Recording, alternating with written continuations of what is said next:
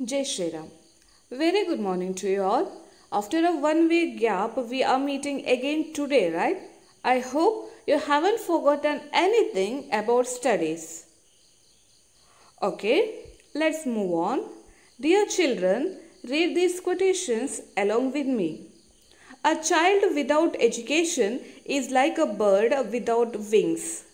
Education is the most powerful weapon which you can use to change the world.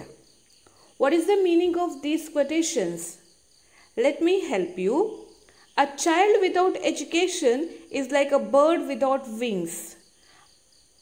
ಅಂದರೆ ಶಿಕ್ಷಣ ಇಲ್ಲದಂತಹ ಒಂದು ಮಗು ರೆಕ್ಕೆ ಇಲ್ಲದ ಹಕ್ಕಿಯ ಹಾಗೆ. Education is the most powerful weapon which you can use to change the world. ಶಿಕ್ಷಣ ಅನ್ನುವಂಥದ್ದು ಜಗತ್ತಿನಲ್ಲೇ ಅತ್ಯಂತ ಪ್ರಭಾವಶಾಲಿಯಾದಂತಹ ಒಂದು ಅಸ್ತ್ರ. ಆ ಅಸ್ತ್ರದಿಂದ ನಾವು ಜಗತ್ತನ್ನೇ ಬದಲಾಯಿಸಲು ಸಾಧ್ಯವಿದೆ. ಅಂದರೆ ಈ ಎರಡೂ ಕೊಟೇಶನ್ಸ್ಗಳು ಕೂಡ ಏನನ್ನು ಹೇಳ್ತಾ ಇವೆ? These quotations tell you how important education is. This is the power of education. There is a plenty of time now.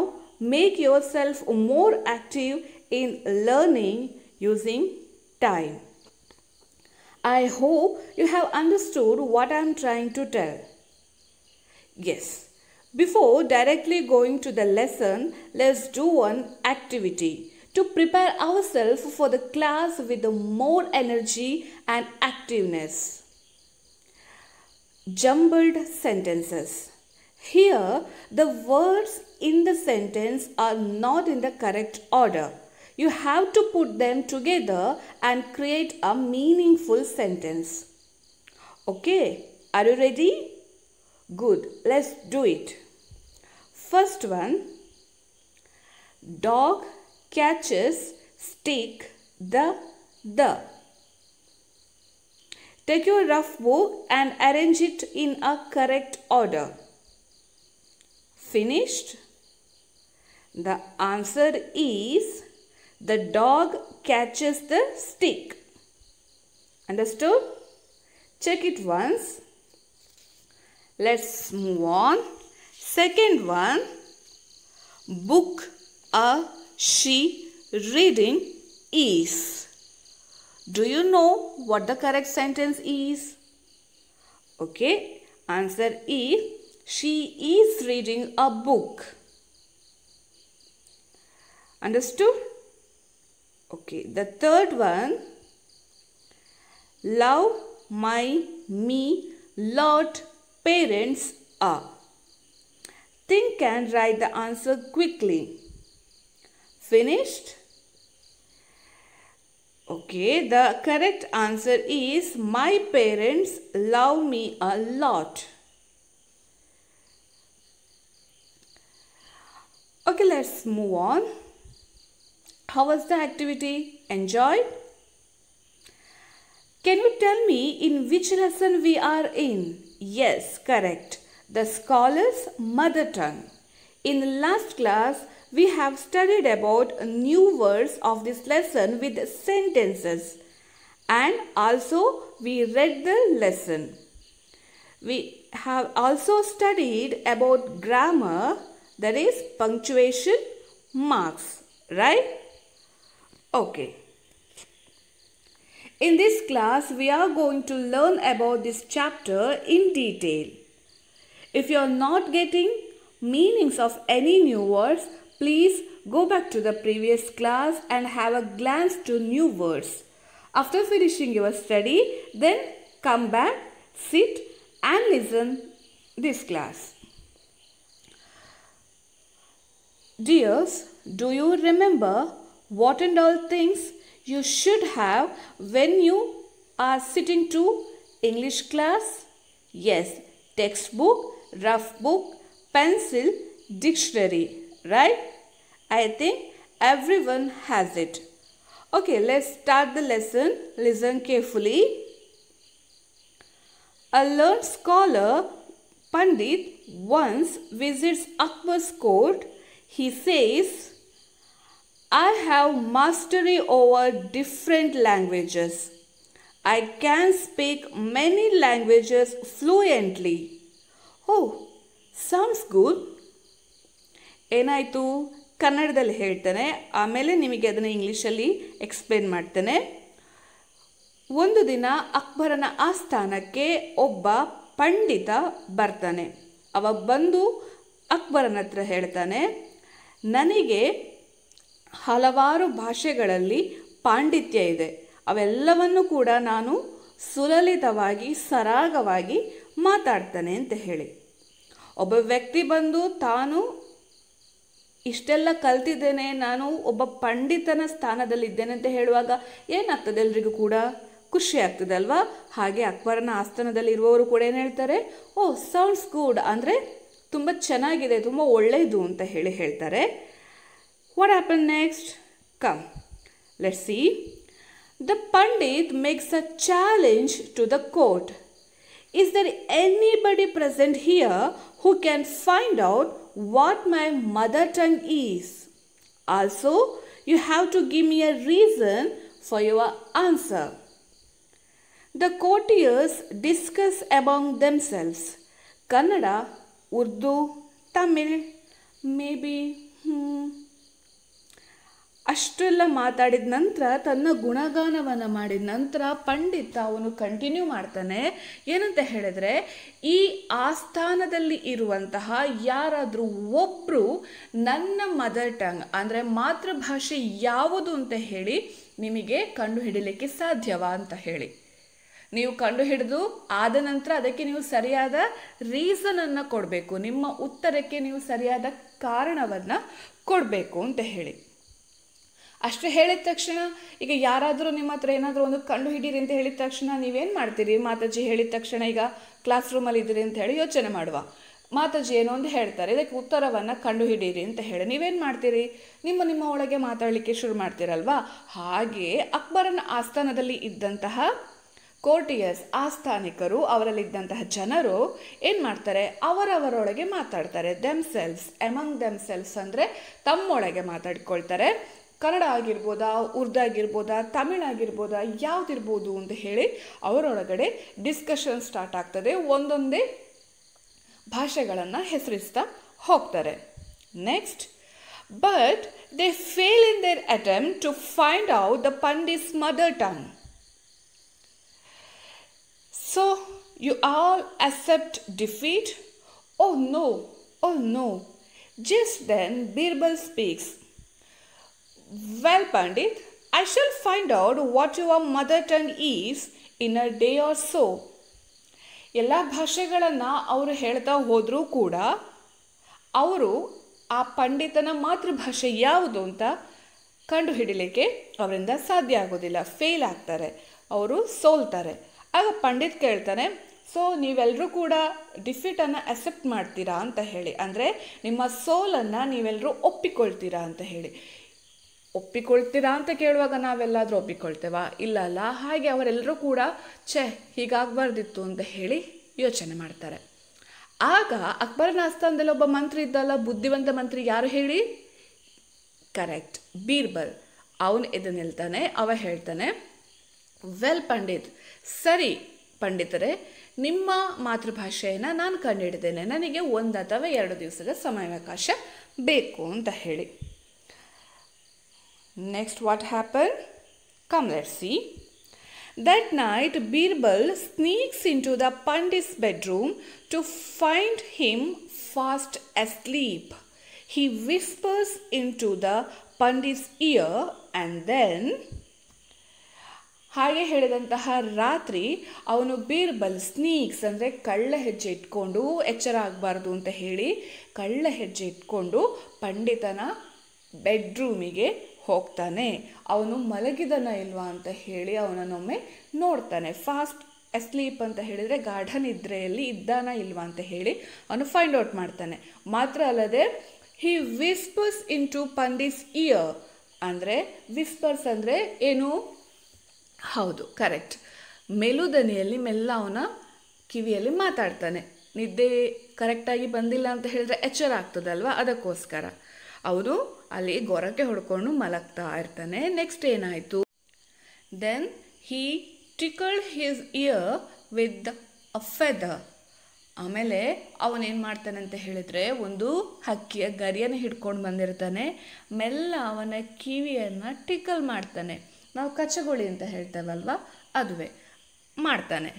ಮಾಡಿ ಆದ ನಂತರ Pandit in his sleep shouts words in his mother tongue. ಯವರದಿ? Oh well, that's it.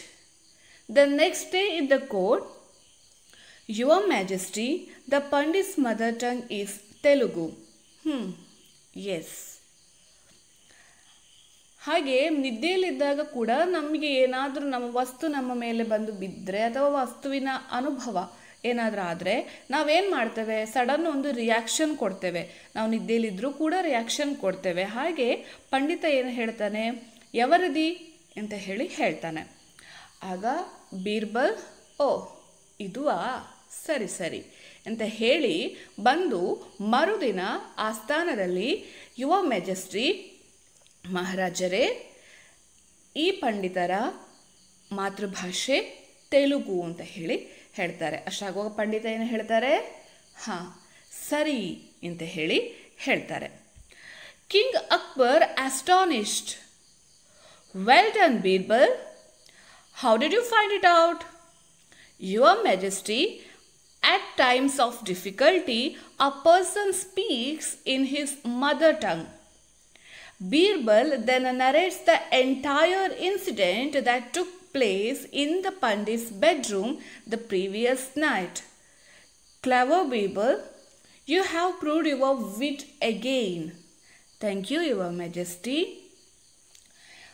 ಪಂಡಿತ ತನ್ನ ಮಾತೃಭಾಷೆ ತೆಲುಗು ಅಂತ ಅಕ್ಬರ್ ಹೇಳಿದ್ದನ್ನು ಒಪ್ಪಿಕೊಂಡ ತಕ್ಷಣ ಬೀರ್ಬಲ್ ಹೇಳಿದ್ದನ್ನು ಒಪ್ಪಿಕೊಂಡ ತಕ್ಷಣ ಅಕ್ಬರನಿಗೆ ಆಶ್ಚರ್ಯ ಆಗ್ತದೆ. ಆಸ್ಟಾನಿಶ್ಡ್, ಆಶ್ಚರ್ಯವಾಗಿ ಅವ ಕೇಳ್ತಾನೆ, ನೀನು ತುಂಬ ಬುದ್ಧಿವಂತ, ಸರಿ, ನೀನು ಒಳ್ಳೆ ಕೆಲಸವನ್ನೇ ಮಾಡಿದ್ದಿ, ಆದರೆ ನಿನಗೆ ಇದು ಹೇಗೆ ಗೊತ್ತಾಯಿತು, ನೀನು ಅದನ್ನು ಹೇಗೆ ಕಂಡುಹಿಡ್ದಿ? ಆಗ ಬೀರ್ಬಲ್ ಹೇಳ್ತಾನೆ, ಯಾವುದೇ ಒಬ್ಬ ವ್ಯಕ್ತಿ ತನ್ನ ಕಷ್ಟ ಕಾಲದಲ್ಲಿ ಅವನ ಬಾಯಿಂದ ಬರುವಂಥದ್ದು ಅವನ ಮಾತೃಭಾಷೆಯೇ. ಅಷ್ಟು ಹೇಳಿದ ನಂತರ ಬೀರ್ಬಲ್ ಹಿಂದಿನ ದಿನ ರಾತ್ರಿ ಪಂಡಿತರ ಬೆಡ್ರೂಮಲ್ಲಿ ಏನೆಲ್ಲ ಕಥೆಗಳು ಆಯಿತು ಅದೆಲ್ಲವನ್ನು ಕೂಡ ಆಸ್ಥಾನದ ಎದುರು, ರಾಜನ ಎದುರು ಅವನ ಹೇಳ್ತಾನೆ.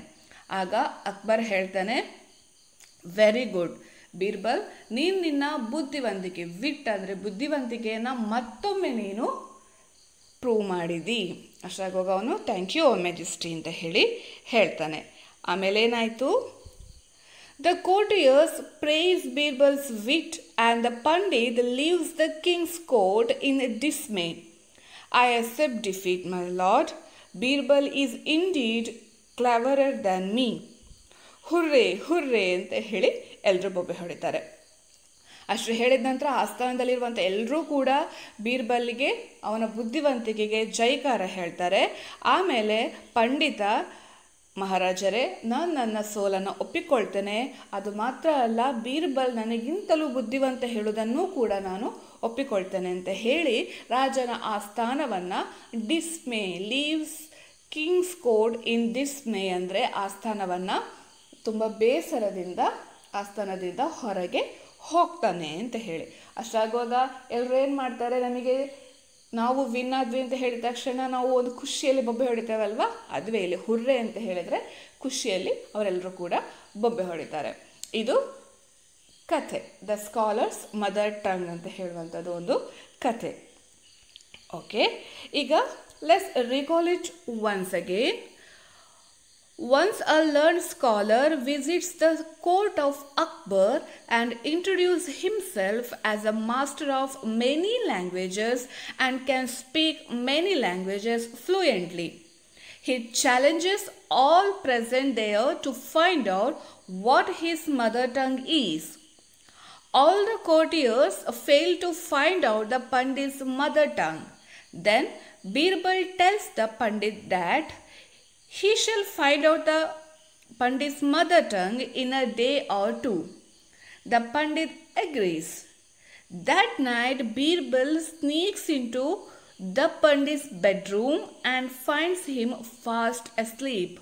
He whispers into the Pandit's ear, then he tickles his ear with the feather. The Pandit, who was in deep sleep, shouted out some words in his mother tongue. He shouts Evaradi in Telugu, which means, "Who is that?" The next day, Birbal declares that the Pandit's mother tongue is Telugu in front of the whole court. The Pandit agrees to it. Akbar, astonished and congratulates Birbal and asks him how he found out the truth. Birbal explains that in times of difficulty, a person speaks in his mother tongue. Then he narrates the entire incident that took place in the Pandit's bedroom. The previous night, the Pandit accepts defeat and leaves the king's court in dismay. ಅರ್ಥ ಆಯ್ತಾ ಮಕ್ಕಳೇ? ಪಂಡಿತ ಬರ್ತಾನೆ, ನನಗೆ ತುಂಬ ಭಾಷೆಗಳು ಗೊತ್ತುಂಟು, ಆ ಭಾಷೆಗಳಲ್ಲಿ ನನ್ನ ಮಾತೃಭಾಷೆ ಯಾವುದು ಅಂತ ಹೇಳಿ ನೀವು ಕಂಡುಹಿಡಿಬೇಕು ಅಂತ ಹೇಳಿ ಎಲ್ರಿಗೂ ಚಾಲೆಂಜ್ ಮಾಡ್ತಾನೆ. ಎಲ್ಲರೂ ಸೋಲ್ತಾರೆ. ಆಗ ಪಂಡಿತ್ ಹೇಳ್ತಾನೆ, ಹಾಗಾದರೆ ನಾನೇ ಗೆದ್ದೆ, ನೀವೆಲ್ಲರೂ ಸೋತ್ರ ಅಂತ ಕೇಳುವಾಗ ಬೀರ್ಬಲ್ ಹೇಳ್ತಾನೆ, ನಾನು ಕಂಡುಹಿಡ್ತೇನೆ, ನನಗೆ 1 ಅಥವಾ 2 ದಿವಸದ ಸಮಯಾವಕಾಶ ಬೇಕು ಅಂತ ಹೇಳಿ. ಅದೇ ದಿವಸ ರಾತ್ರಿ ಪಂಡಿತ್ ಅವರ ಬೆಡ್ರೂಮಲ್ಲಿ ಮಲಗಿರುವಾಗ ಇವನು ಮೆಲ್ಲಗೆ ಹೋಗಿ ಅವರು ಗಾಢ ನಿದ್ದೆಯಲ್ಲಿ ಇದ್ದಾರಾ ಇಲ್ವಾ ಅಂತ ಹೇಳುವುದನ್ನು ಗಮನಿಸಿಕೊಂಡು ಅವರ ಕಿವಿಗೆ ಗರಿಯನ್ನು ಹಾಕ್ತಾರೆ.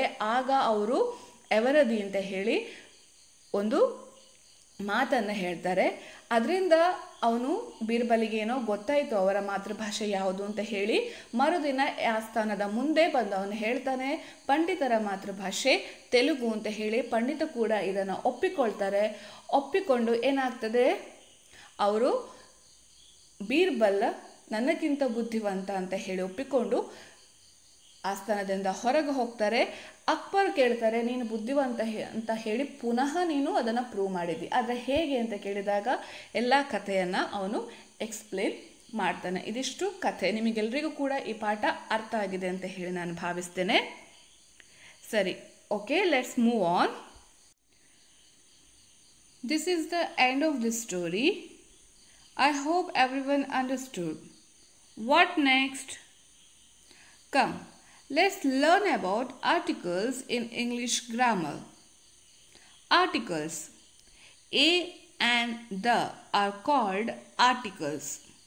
The articles are generally used to point out people or things. They are used before a noun. In English, there are 3 articles: A and the.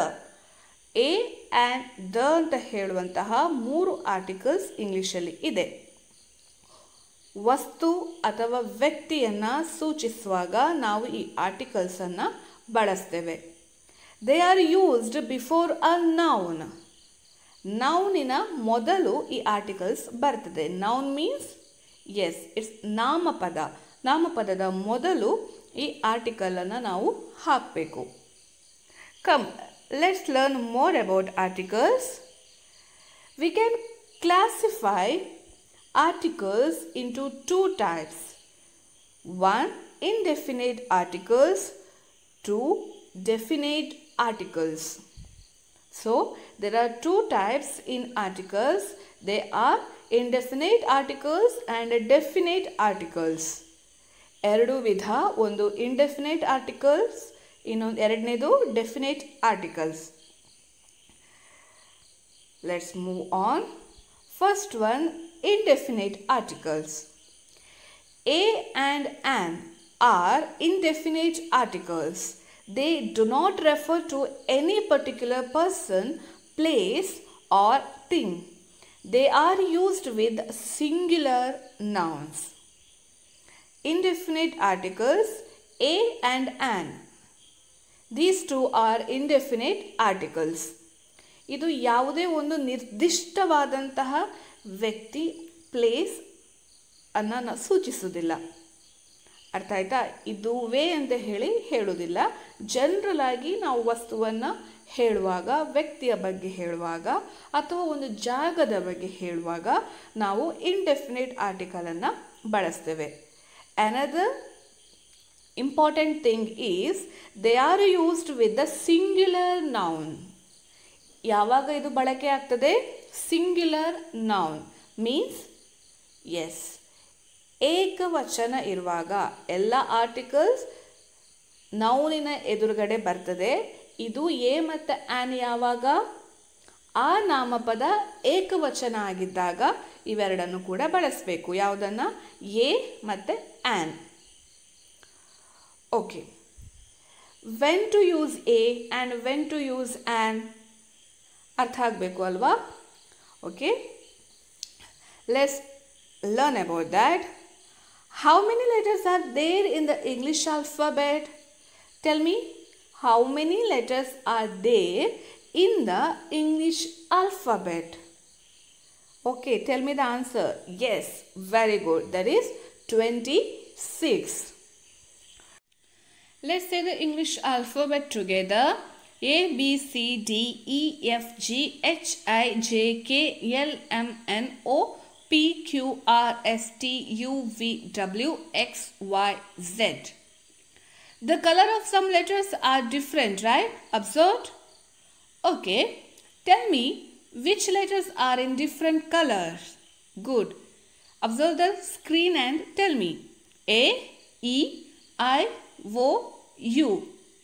The letters A, E, I, O, U are called as vowels. Repeat once again. Vowels. A, E, I, O, U are called as vowels. Let's see what is the relationship between vowels and indefinite articles. When a word starts with any vowel, we use an before the word. Listen carefully. When a word starts with any vowel, we use an before the word.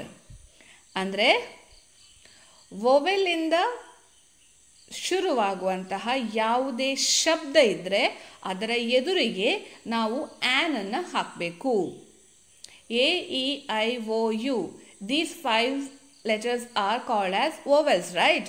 So ಆ ಲೆಟರ್ಸಿಂದ ಶುರುವಾಗುವಂತಹ ಯಾವುದೇ ಶಬ್ದ ಇದ್ದರೆ ಅದರ ಎದುರಿಗೆ, ಅದು ನಾಮಪದ ಆಗಿದ್ದರೆ ಅದರ ಎದುರಿಗೆ ನಾವೇನು ಹಾಕಬೇಕು? ಗುಡ್, ಆನ್ ಅನ್ನು ಹಾಕಬೇಕು. ಎಕ್ಸಾಂಪಲ್ಸ್ ನೋಡುವ. C, first one, umbrella. Observe the first letter of umbrella. What is the first letter? Yes, U. So U comes in vowels. So we have to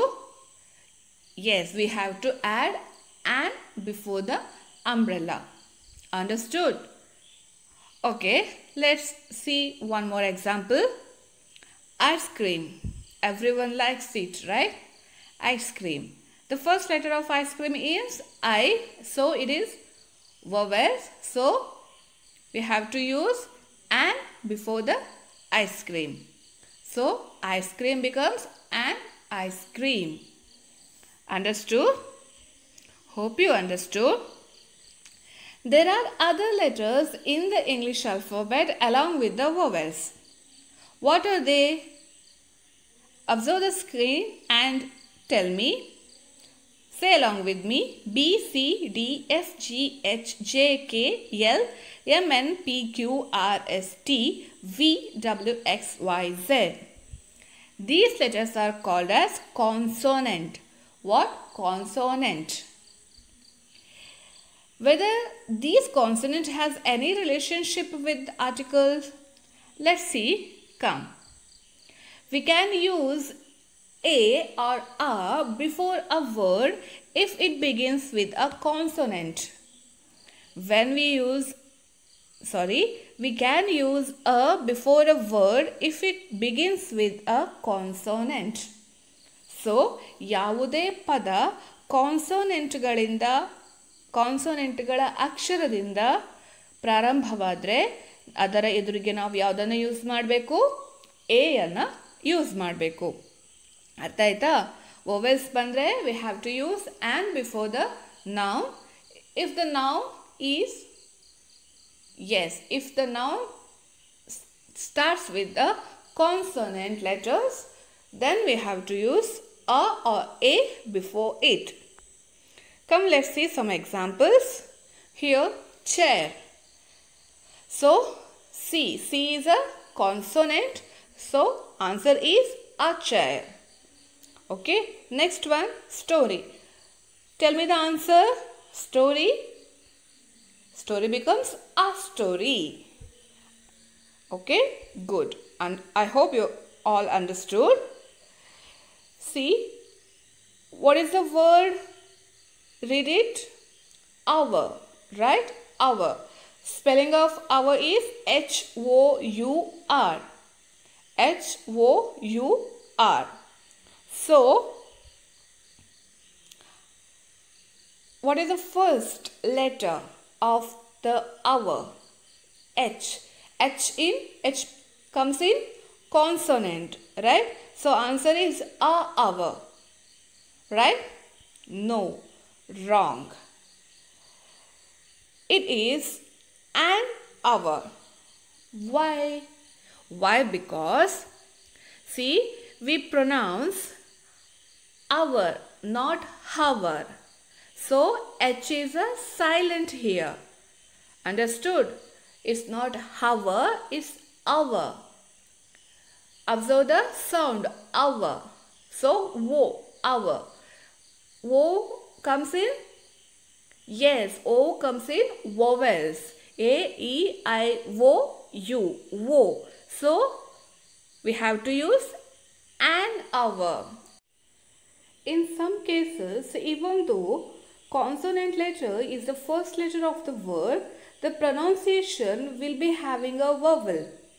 In such cases, we should use an instead of a. Artha aita? Observe the word hour, alva? So, adali hour anta odudalla adana hour anta odbeku. So, H silent. H silent itre ನಾವು ಅದರ sound ಅನ್ನು ಗಮನಿಸಿ hour.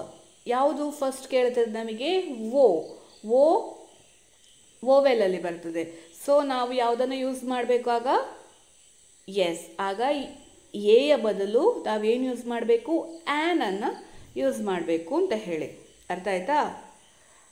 Okay, let's see one more example. Honest. So here also H silent. So honest become an honest. And honest. Understood? Okay, let's move on. Next, definite article.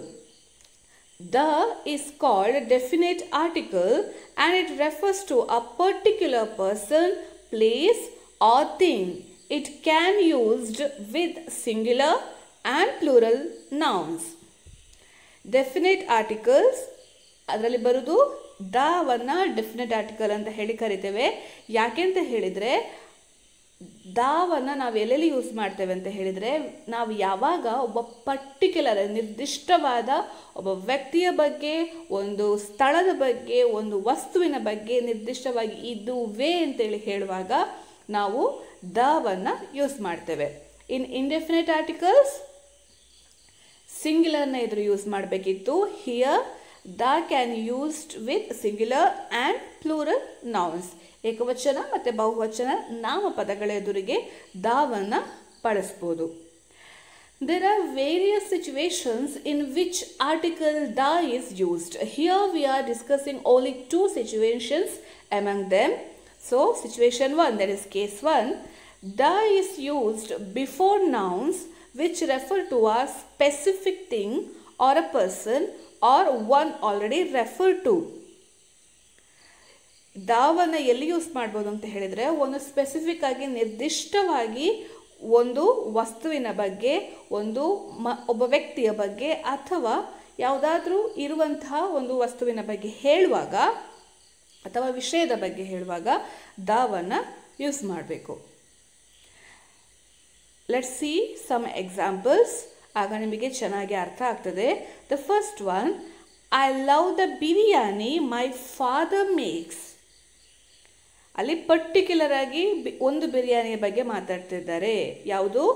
S, ಅವನ ಅಪ್ಪ ಮಾಡುವಂಥ biryani ಅವನಿಗಿಷ್ಟ.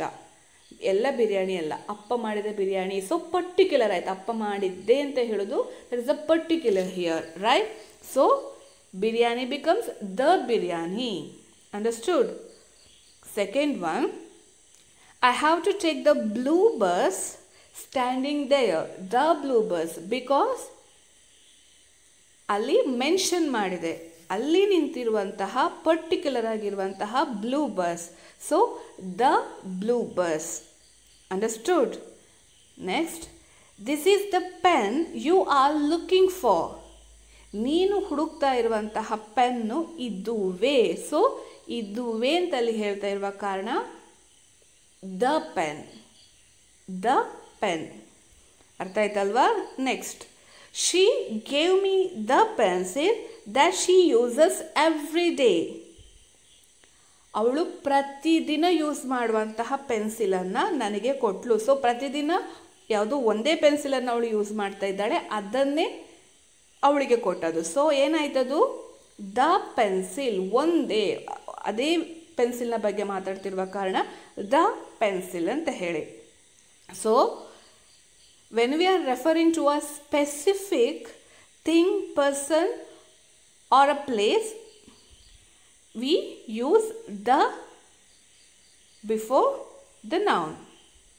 Okay, case 2, the is used before nouns which are only one of the kind. So ಏನಂತ ಹೇಳಿದರೆ, ಯಾವುದಾದ್ರೂ ಒಂದು ವಸ್ತುವಿನ ಬಗ್ಗೆ, ನಿರ್ದಿಷ್ಟವಾದ ಒಂದು ವಸ್ತು, ಅದು ಯುನೀಕ್ ಆಗಿರಬೇಕು, ಅದು ವಿಶೇಷವಾಗಿರಬೇಕು, ಅದು ಬಿಟ್ಟರೆ ಇನ್ನೊಂದಿಲ್ಲ ಅಂತೇಳಿ ಹೇಳ್ತೇವಲ್ವ, ಅಂತಹ ಸಂದರ್ಭಗಳಲ್ಲಿ ನಾವು ದವನ್ನು ಯೂಸ್ ಮಾಡ್ತೇವೆ. ಲೆಟ್ಸ್ ಸಿ ಸಮ್ ಎಕ್ಸಾಂಪಲ್ಸ್, ನಿಮಗಾಗ ಅರ್ಥ ಆಗ್ತದೆ. There is only one sun, right? So we say the sun. ಅರ್ಥ ಆಯ್ತಾ? ಸೂರ್ಯ ಒಬ್ಬನೇ ಆದ ಕಾರಣ ನಾವೇನು ಯೂಸ್ ಮಾಡ್ತೇವೆ? ದವನ್ನು ಯೂಸ್ ಮಾಡಬೇಕು. Next, Narendra Modi is the prime minister of India. Narendra Modi change ಆಗ್ಬೋದು, ಬಟ್ ದ ಪ್ರೈಮ್ ಮಿನಿಸ್ಟರ್ ಒಬ್ಬರೇ, ಬೇರೆ ಯಾರಾಗಲಿಕ್ಕೆ ಸಾಧ್ಯ ಇಲ್ಲ. ಇಬ್ಬರಿಬ್ಬರು ಪ್ರೈಮ್ ಮಿನಿಸ್ಟರ್ ಇಲ್ಲ, ಒಬ್ಬರೇ. So the prime minister. One of the kind ಅಂತ ಹೇಳಿದರೆ, ಯುನೀಕ್ ಅಂತ ಹೇಳಿದರೆ ಹೀಗೆ. ಅರ್ಥ ಆಯ್ತಾ? Next, the earth revolves around the sun. The earth, ಭೂಮಿ ಒಂದೇ, ಬೇರೆ ಯಾವುದಿಲ್ಲ. So the earth. The sun ಕಲ್ತಾಯ್ತು ನಾವು, ಸನ್ ಒಂದೇ. So the sun. ಅರ್ಥ ಆಯ್ತಾ? ಇದು ಒಂದೇ, ಇದುವೇ, ಇದು ಬಿಟ್ಟರೆ ಬೇರೆ ಇಲ್ಲ ಅಂತ ಹೇಳುವಂಥ ಸಂದರ್ಭಗಳಲ್ಲಿ we have to use the. ಅಂತಹ ನಾಮಪದಗಳ ಎದುರುಗಡೆ ನಾವು ದವನ್ನು ಯೂಸ್ ಮಾಡಬೇಕು. ಮತ್ತು ಪರ್ಟಿಕ್ಯುಲರ್ ಆಗಿ ಒಂದು ಜಾಗದ ಬಗ್ಗೆ, ಒಬ್ಬ ವ್ಯಕ್ತಿಯ ಬಗ್ಗೆ ಹೇಳುವಾಗ ಕೂಡ ನಾವು ದವನ್ನು ಯೂಸ್ ಮಾಡಬೇಕು. These are the two situations when we have to use the before the noun. Understood? Hope you have all understood.